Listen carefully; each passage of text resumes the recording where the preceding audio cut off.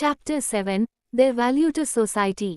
Their contribution is profound, wisdom born of direct experience, selfless compassion, stability beyond fear or greed, and genuine guidance for seekers.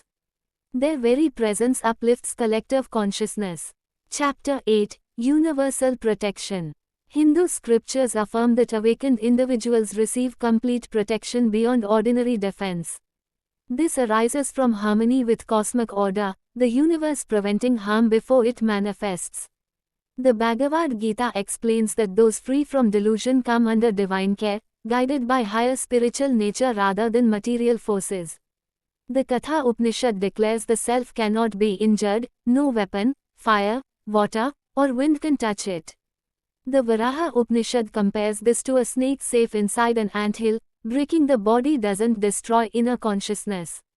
Krishna promises active protection. I preserve what they have and provide what they need.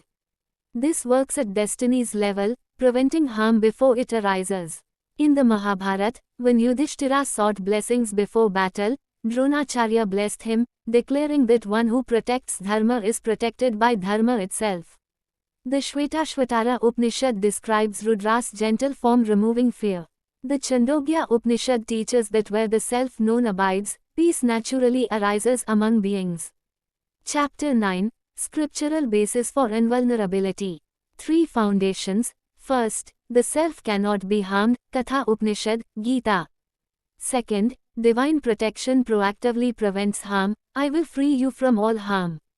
Third, fearlessness acts as a shield, one who knows the self becomes fearless, with a mind that cannot be controlled or destabilized. Chapter 10. How universal energy protects. Protection manifests through circumstances rearranging themselves, harmful situations dissolving before arising. Negative intent cannot reach them, their consciousness is too subtle. The Chandogya Upanishad confirms that all beings become peaceful near the self-known. The law of karma ensures harm returns to its source, not as punishment but cosmic balance. Finally, they radiate Tejas, the self shining by its own light, where darkness cannot enter. Chapter 11. The deliverables of the awakened. They spiritually sustain the world by maintaining dharma, preserving knowledge, radiating peace, guiding seekers, and stabilizing collective consciousness. Because they serve the universe serves them. Chapter 12. Their special qualities. These arise effortlessly: natural silence, strong intuition, detachment without withdrawal, compassion for all, fearlessness, and deep contentment. Chapter 13. On spiritual powers. Yoga texts mention siddhis may arise but warn against them as distractions, their side effects, not the goal. True awakening is freedom from ego. Chapter 14. The greatest power. Peace is the highest power. The Gita says one who conquers the mind remains peaceful in heat and cold, honor and dishonor. Such peace transforms others. Chapter 15. The final teaching. The Upanishads declare awakening simply reveals what was always present. The self shines by its own light. Awakening is the removal of ignorance, nothing more, nothing less.